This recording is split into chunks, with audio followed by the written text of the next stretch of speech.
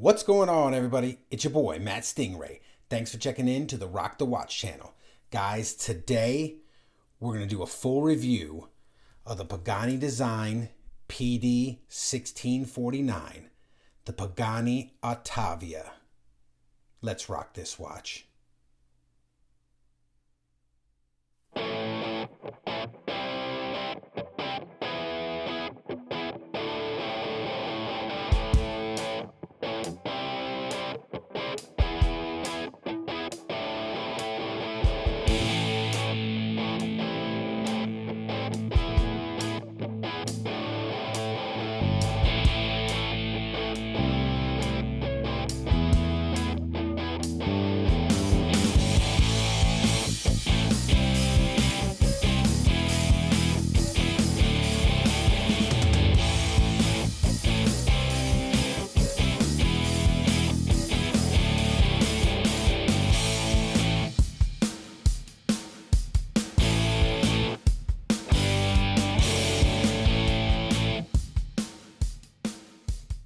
Okay, guys, so here it is, the Pagani design PD-1649, or the Pagani Ottavia, because that's basically what they copied here, was a Tag Heuer Ottavia.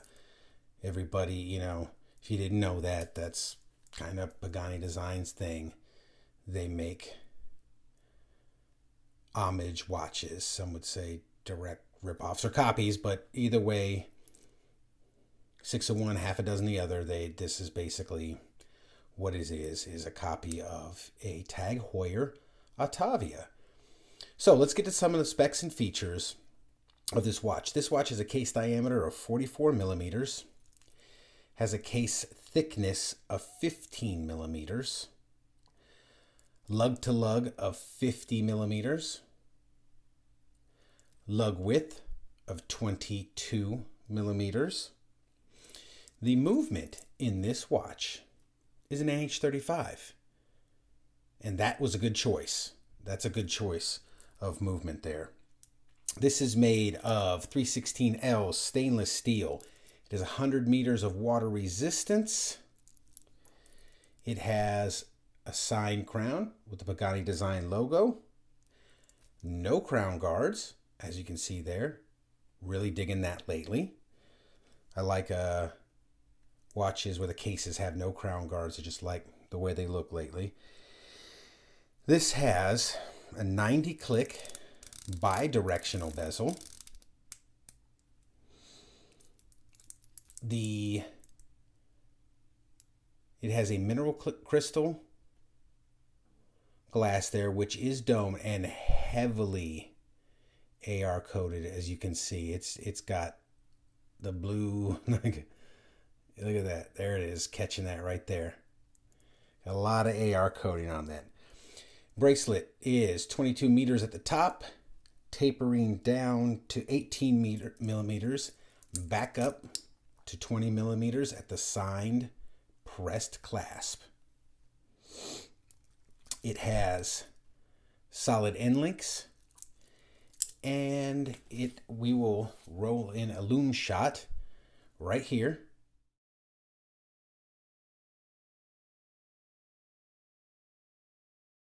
As you can see, the hands and numbers are loomed and stuff like that. So that's some of the specs and features. What do I like about this watch? Well, one thing I like about this watch is the machining is very nice. For $63, I think I paid for this. That's one of the other things I like, is the price. I believe I only paid $63 for this, and I think I have a screenshot of when I ordered this off AliExpress, their 10-year anniversary, and it took months to get here, just like some of the other Pagani design watches you'll see that I do when I do full reviews on in the coming weeks. It was only $63 for this watch, and for that price, it's really good value for money. But don't be confused, this watch does have issues. What do I like about it though? Machining. The machining is very nice on the case. The brushing is very nice. The bracelet is nice, especially, like I said, for $63. The clasp is nice, although it is pressed, and I will try to see if I can get it here on camera. Yeah, you could probably see it right there. It's very wavy where they had pressed it, and if I can't get it good enough, yeah, you can see it right there. Right there. We're kind of buckled when they pressed it around. But sometimes that's one of the things you get with press clasp. This does have a little diver extension there, and three micro adjustments. The movement, I like the movement they put in there. The movement is very good, solid workhorse. NH35 is a workhorse movement there. We got Pagani design in the back, water resist 100 meters, stainless steel, the PD-1649. And there is the NH35A, which has a 40-hour power reserve. It beats at 21,600 vibrations per hour. It hacks and hand winds. So, another good thing I like about this watch is it actually introduced me to the Tag Heuer Atavia, and now I want one. So I bought this watch off AliExpress not knowing what it was a copy of. I knew that they pretty much make copies of watches, but I liked the way it looked. I said, man, it's a good looking watch. I like the blue sunburst dial. You can see where Pagani design is at the top with their little shield logo, automatic, water resistant, 10 bar, 100 meters, Japan movement. I like the dial. I like the way it fades in. It's a very nice dial. Very cool. Right? NH35, all that stuff for $63. How could you go wrong? So, like I was saying earlier, it actually introduced me to the Tag Heuer Atavia, and I want one. So when I get some money, I'm going to get one, because I didn't know what it was. And so I started doing some research, saw some other videos. I said, whoa, what is the Tag Heuer Atavia? Went over, looked at it. I said, man, that's hot. I got to get one of those. So that's one good thing about homage watches or copy watches that they can do. Wearing this around, if the Tag Heuer wears like this, I'm going to be very happy with this watch. With the Tag Heuer, I should say. Not with this one. Some of the things I did. So let me back up. What do I like? Price. Machining. The brushing on it's very consistent. The dial's nice. Everything pretty much lines up. The lume is okay. Movement is really good. The clasp is pretty good. And all that for $63. It is a very good value for money. But the watch has issues. It does have some issues. And what do I not like about this watch? Well, for your $63, you do get a very loose, the bezel has a ton of play in it. Let me see if I can get it on camera. Look at all that play. That was difficult right there. It's very inconsistent and gritty.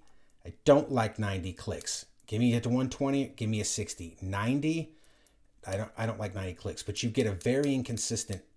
It's fairly smooth, but look at all that play. Fairly smooth going to the left. Going back to the right, it will stick. It will drag. It is no bueno. So, tons of movement in the bezel.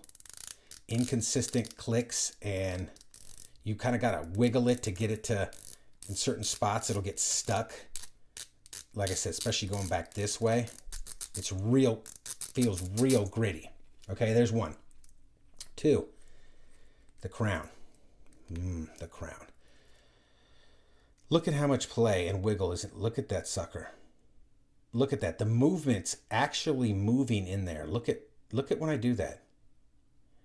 The movement is actually moving. And I'm not turning it. If you notice, I am not turning it like this. There, I just turned it. I am just wiggling it back and forth, and look at all that movement in the movement, and look at all the wiggle in the crown. That's kind of what you get, what you pay for when you pay $63 for a watch. Like I said before, the clasp, the press clasp, picking it up right there, how wavy it is, and it's just not made very well. The clasp is not made very well at all. So it seems like they skimped on some QC stuff and some some certain things on this watch, and then they did other things very well. I mean, look at that brushing. It's really nice brushing. You got a little step here that's high polished. It's high polished down the center of the bracelet, which I'm not a fan of. I don't dislike. I can take it or leave it. It doesn't bother me. But the bracelet is machined very nice. It's got, split pins holding it together, which I'm fine with that. My two biggest problems of this watch is, one, the bezel. Very poor execution on the bezel. Two, you saw how bad the crown wiggles. It wiggles real bad. Three, mineral crystal, although I'm willing to let that one pass at the $63 price point. Mineral crystal, that's fine. Another thing that bothers me, it's kind of just a joke, is it's going to make me spend $2,800 on a real Otavia. Because honestly, guys, that's what, as with everything in life, every blessing is a curse. Every curse is a blessing. And one thing I think that homage watches offer you, one of the blessings, I think, you put up with all these lower quality issues, you get to test run a watch. So I basically got to test run for a month or so a Tag Heuer Otavia, and it made me want the Tag Heuer. Sometimes it's better to drop down $60 to test drive a copy of a luxury watch before dropping the money on the luxury watch and saying, oh, I hate it. If I had worn this and hated it, I might have second guessed myself and said, nah, I might steer clear of the Otavia. But after wearing this and rocking this for a month, because that is what we do here at the Rock the Watch channel, we rock watches, it made me want an Otavia even more. And that's one of the good things about homage watches. There's a long list of bad things about them.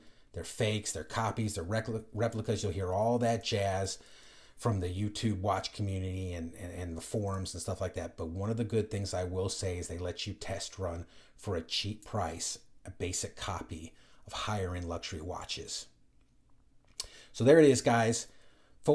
Almost forgot. What am I rocking today? Today I am rocking my Seiko Alpinist on a strap code bracelet. Picked this up a little while ago, and of course, compass bezel misaligned. You gotta love that. The so-called leather strap that it came on was really janky. Ordered the strap code bracelet, throwing it on there. Awesome watch, guys. Did an unboxing of this. I'll put a link to that down below. Let's get this off and get this Pagani design Otavia on. See how it looks. Man, look, it's a good looking watch. It wears nice. I'm really digging it because imagine it being a Tag Heuer Otavia. So guys, if you like this type of content, please like and subscribe. Leave a comment down below. And as always, rock that watch.